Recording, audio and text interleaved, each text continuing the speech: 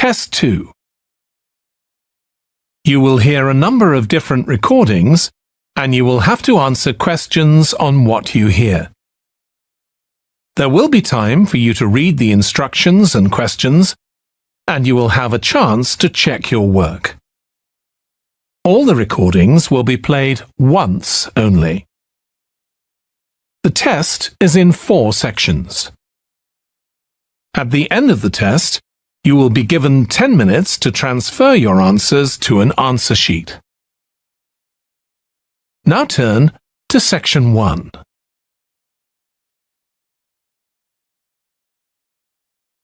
Section 1. You will hear a woman phoning the secretary of a cycling club to find out about becoming a member. First, you have some time to look at questions 1 to 6.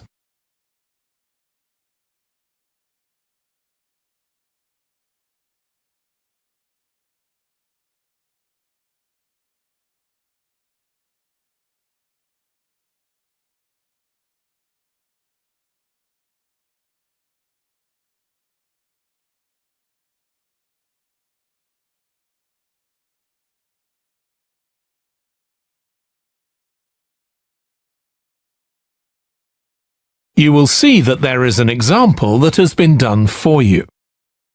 On this occasion only, the conversation relating to this will be played first. Hello, South City Cycling Club. Oh, hi. I want to find out about joining the club. Right, I can help you there.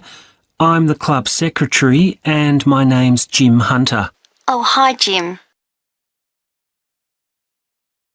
The club secretary's name is Jim Hunter, so Hunter has been written in the space. Now we shall begin. You should answer the questions as you listen because you will not hear the recording a second time. Listen carefully and answer questions 1 to 6. Hello, South City Cycling Club. Oh, hi. I want to find out about joining the club. Right, I can help you there. I'm the club secretary and my name's Jim Hunter. Oh, hi, Jim.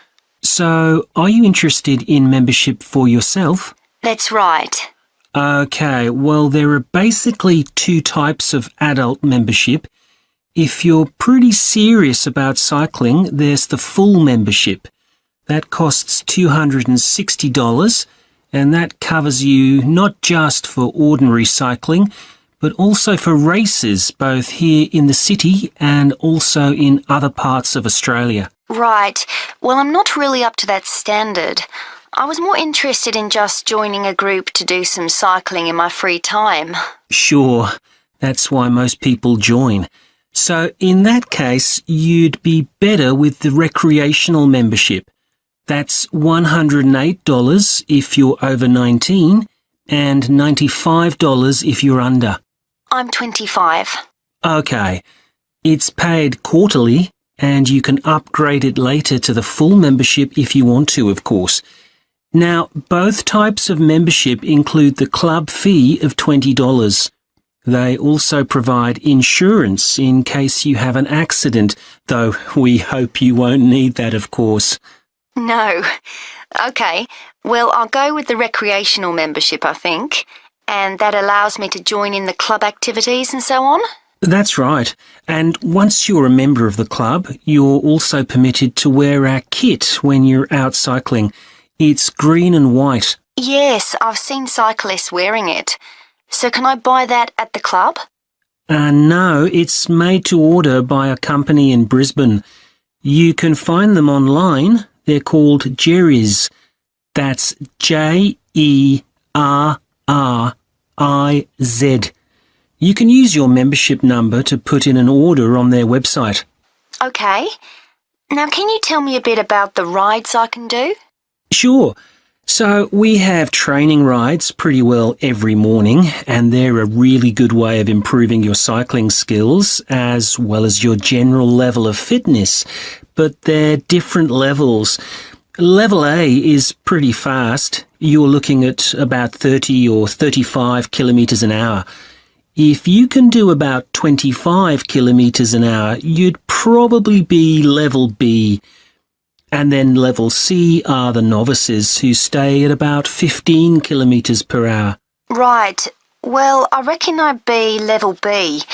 So when are the sessions for that level? There are a couple each week. They're both early morning sessions. There's one on Tuesdays, and for that one you meet at 5:30 a.m, and the meeting point's the stadium. Do you know where that is? Yes, it's quite near my home, in fact. OK, and how about the other one? That's on Thursdays. It starts at the same time, but they meet at the main gate to the park. Is that the one just past the shopping mall? That's it. Before you hear the rest of the conversation, you have some time to look at questions 7 to 10.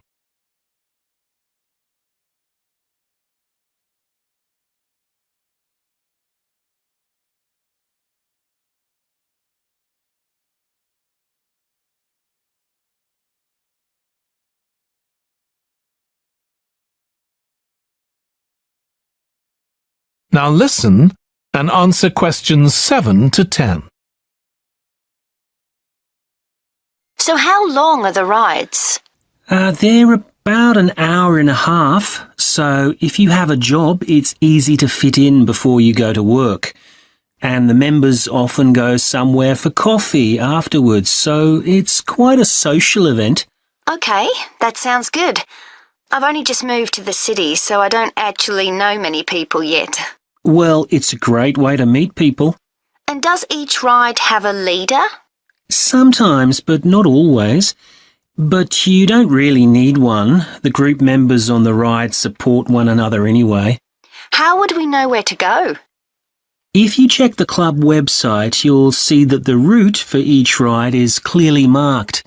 So you can just print that out and take it along with you. It's similar from one week to another, but it's not always exactly the same. And what do I need to bring? Well, bring a bottle of water and your phone. You shouldn't use it while you're cycling, but have it with you. Right. And in winter, it's well before sunrise when we set out, so you need to make sure your bike's got lights. That's OK. Well, thanks, Jim. I'd definitely like to join. So what's the best way of going about it? You can... That is the end of section 1. You now have half a minute to check your answers.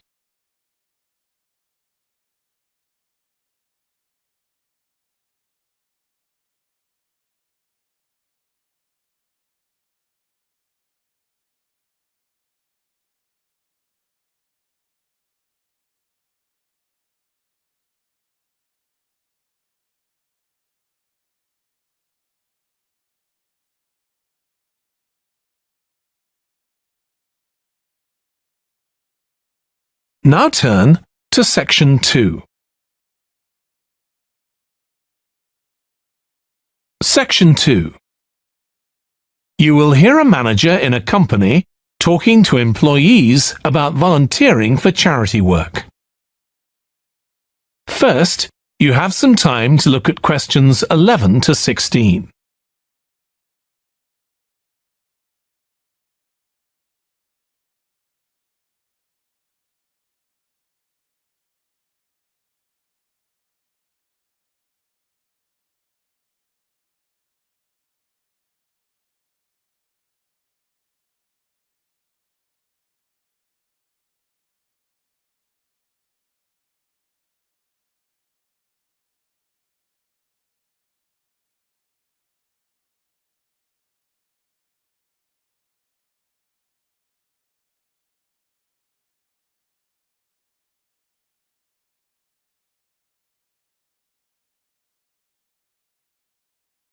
Now listen carefully and answer questions 11 to 16.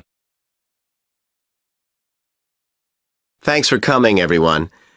Okay, so this meeting is for new staff and staff who haven't been involved with our volunteering projects yet.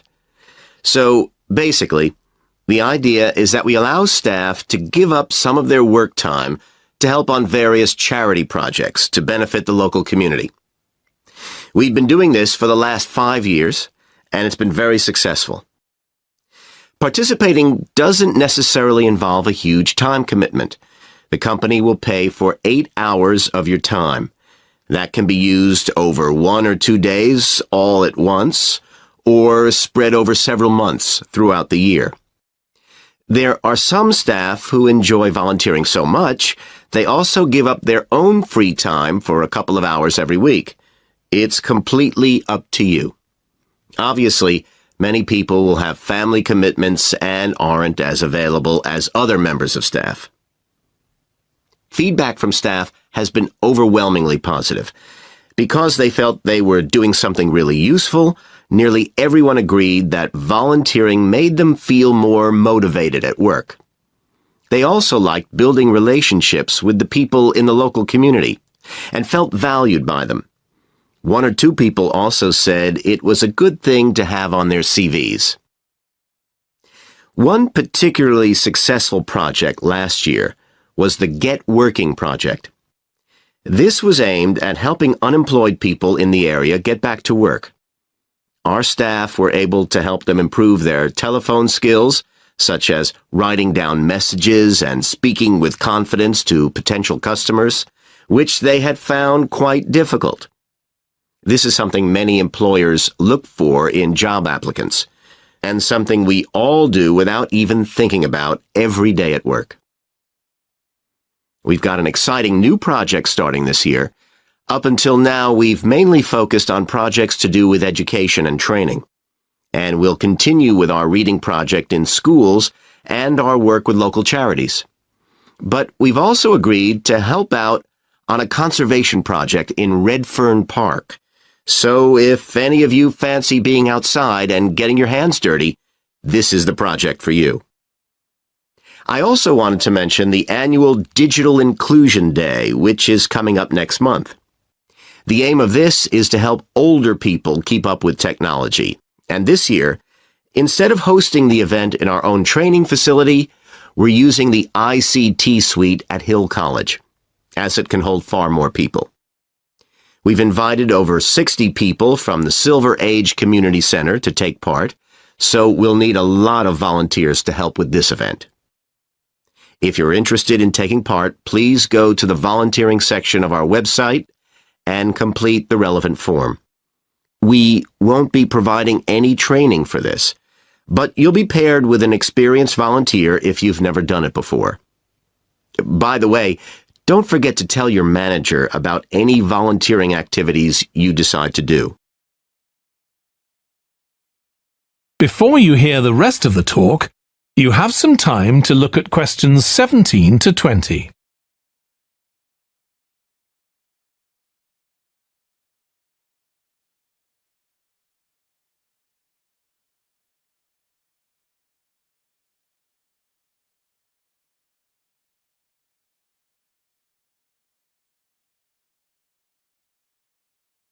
Now listen and answer questions 17 to 20. The participants on the Digital Inclusion Day really benefited. The majority were in their 70s, though some were younger, and a few were even in their 90s. Quite a few owned both a computer and a mobile phone, but these tended to be outdated models. They generally knew how to do simple things like send texts, but weren't aware of recent developments in mobile phone technology. A few were keen to learn, but most were quite dismissive at first. They couldn't see the point of updating their skills. But that soon changed. The feedback was very positive. The really encouraging thing was that participants all said they felt much more confident about using social media to keep in touch with their grandchildren, who prefer this form of communication to phoning or sending emails. A lot of them also said playing online games would help them make new friends and keep their brains active. They weren't that impressed with being able to order their groceries online, as they liked going out to the shops, but some said it would come in handy if they were ill or the weather was really bad. One thing they asked about was using tablets for things like reading newspapers. Some people had been given tablets as presents, but had never used them. So that's something we'll make sure we include this time. That is the end of section 2. You now have half a minute to check your answers.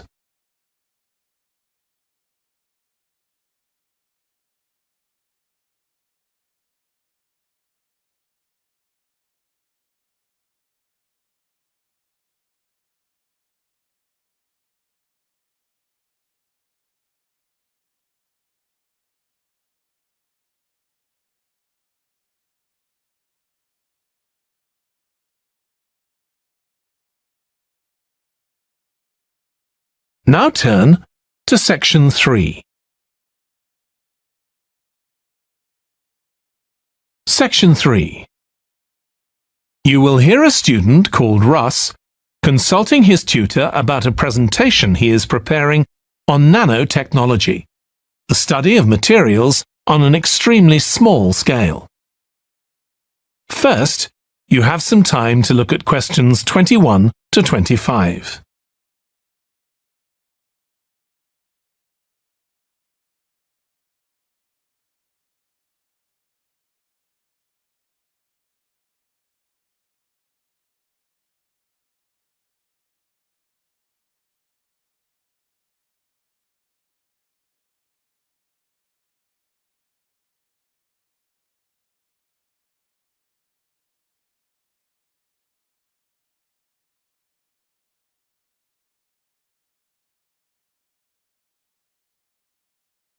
Now listen carefully and answer questions 21 to 25. Come in, Russ. Thank you. Now, you wanted to consult me about your class presentation on nanotechnology. You're due to give it next week, aren't you? That's right, and I'm really struggling. I chose the topic because I didn't know much about it and wanted to learn more, but now I've read so much about it, in a way there's too much to say. I could talk for much longer than the 20 minutes I've been allocated. Should I assume the other students don't know much and give them a kind of general introduction, or should I try and make them share my fascination with a particular aspect? You could do either, but you'll need to have it clear in your own mind. Then I think I'll give an overview. OK. Now, one way of approaching this is to work through developments in chronological order. On the other hand, you could talk about the numerous ways that nanotechnology is being applied. You mean things like thin films on camera displays to make them water repellent and additives to make motorcycle helmets stronger and lighter? Exactly. Or another way would be to focus on its impact in one particular area, say medicine or space exploration. That would make it easier to focus. Perhaps I should do that. I think that would be a good idea. Right. How important is it to include slides in the presentation? They aren't essential by any means, and there's a danger of tailoring what you say to fit whatever slides you can find. While it can be good to include slides, you could end up spending too long looking for suitable ones. You might find it better to leave them out. I see. Another thing I was wondering about was how to start. I know presentations often begin with, first I'm going to talk about this, and then I'll talk about that. But I thought about asking the audience what they know about nanotechnology. That would be fine if you had an hour or two for the presentation, but you might find that you can't do anything with the answers you get, and it simply eats into the short time that's available. So maybe I should mention a particular way that nanotechnology is used to focus people's attention. That sounds sensible. What do you think I should do next? I really have to plan the presentation today and tomorrow. Well, initially, I think you should ignore all the notes you've made, take a small piece of paper and write a single short sentence that ties together the whole presentation. It can be something as simple as, nanotechnology is already improving our lives. Then start planning the content around that. You can always modify that sentence later if you need to. OK. Before you hear the rest of the discussion, you have some time to look at questions 26 to 30.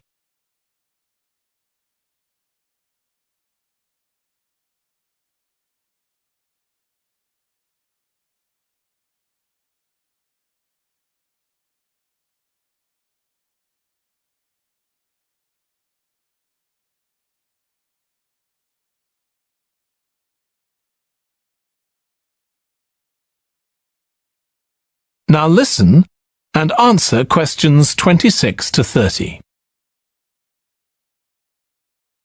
OK, now let's think about actually giving the presentation.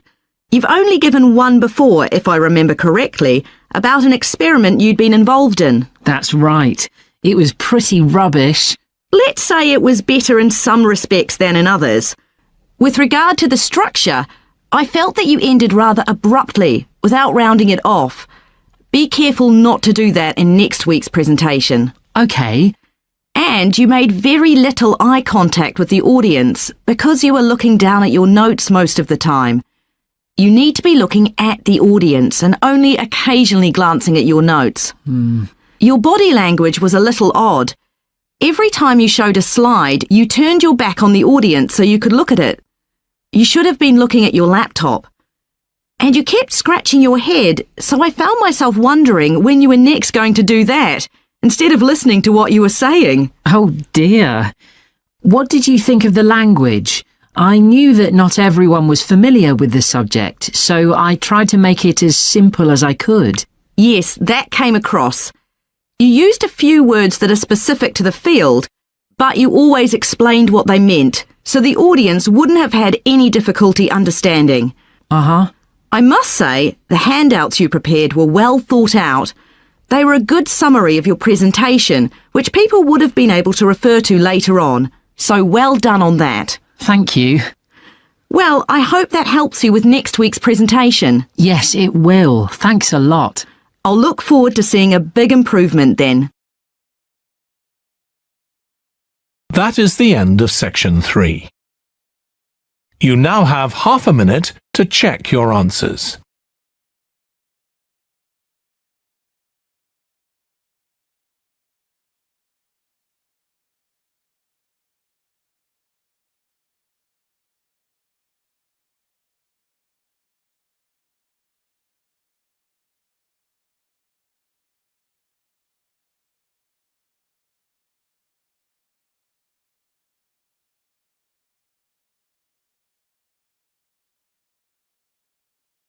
Now turn to section 4. Section 4. You will hear a lecturer in psychology talking about a type of memory. First, you have some time to look at questions 31 to 40.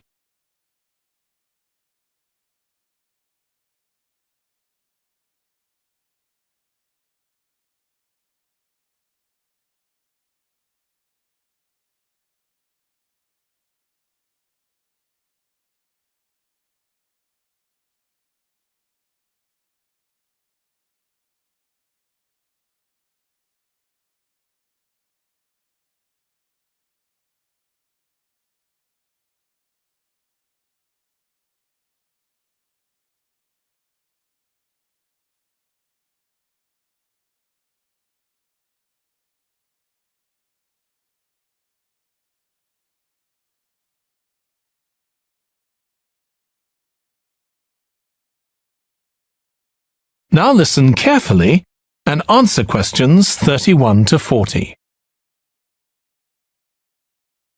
Today, we'll be continuing the series of lectures on memory by focusing on what is called episodic memory and what can happen if this is not working properly.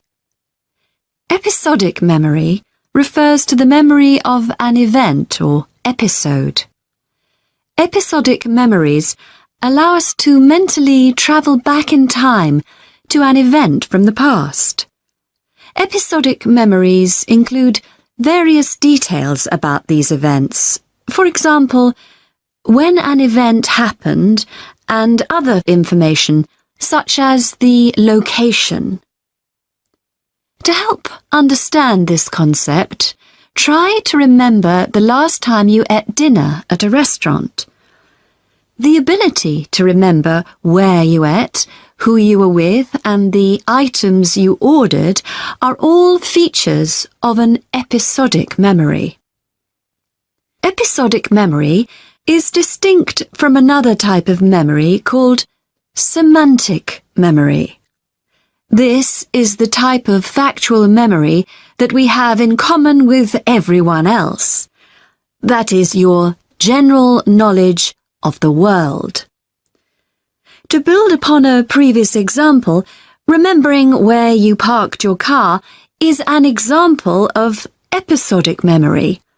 But your understanding of what a car is and how an engine works are examples of semantic memory. Unlike episodic memory, semantic memory isn't dependent on recalling personal experiences. Episodic memory can be thought of as a process with several different steps of memory processing, encoding, consolidation, and retrieval. The initial step is called encoding. This involves the process of receiving and registering information which is necessary for creating memories of information or events that you experience. The degree to which you can successfully encode information depends on the level of attention you give to an event while it's actually happening. Being distracted can make effective encoding very difficult. Encoding of episodic memories is also influenced by how you process the event. For example, if you were introduced to someone called Charlie, you might make the connection that your uncle has the same name. Future recollection of Charlie's name is much easier if you have a strategy to help you encode it. Memory consolidation, the next step in forming an episodic memory, is the process by which memories of encoded information are strengthened, stabilized, and stored to facilitate later retrieval. Consolidation is most effective when the information being stored can be linked to an existing network of information. Consolidation makes it possible for you to store memories for later retrieval indefinitely. Forming strong memories depends on the frequency with which you try to retrieve them. Memories can fade or become harder to retrieve if they aren't used very often. The last step in forming episodic memories is called retrieval, which is the conscious recollection of encoded information. Retrieving information from episodic memory depends upon semantic, olfactory, auditory, and visual factors. These help episodic memory retrieval by acting as a prompt. For example, when recalling where you parked your car, you may use the color of a sign close to where you parked. You actually have to mentally travel back to the moment you parked.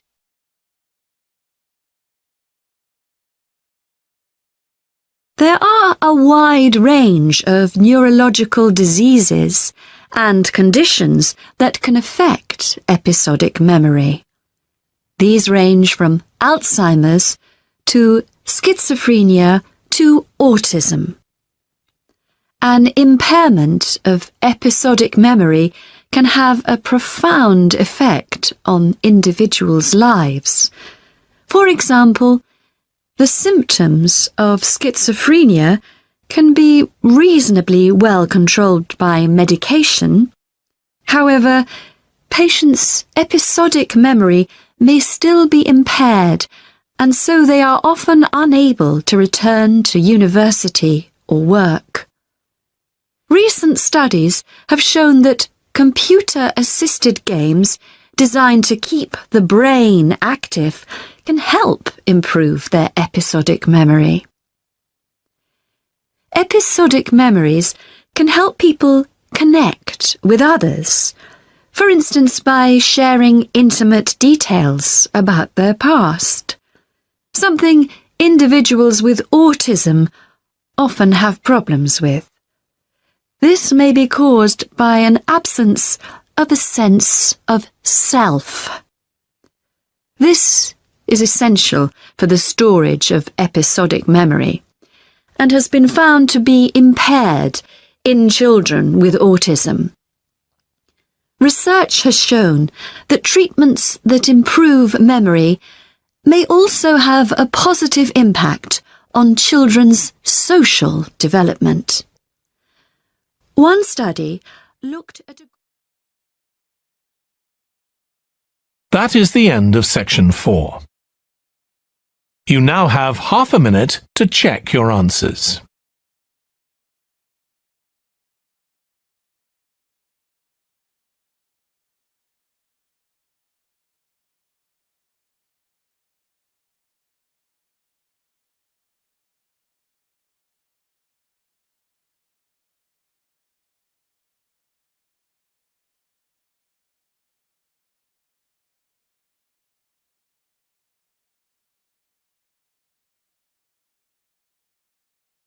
That is the end of the listening test. In the IELTS test, you would now have 10 minutes to transfer your answers to the answer sheet.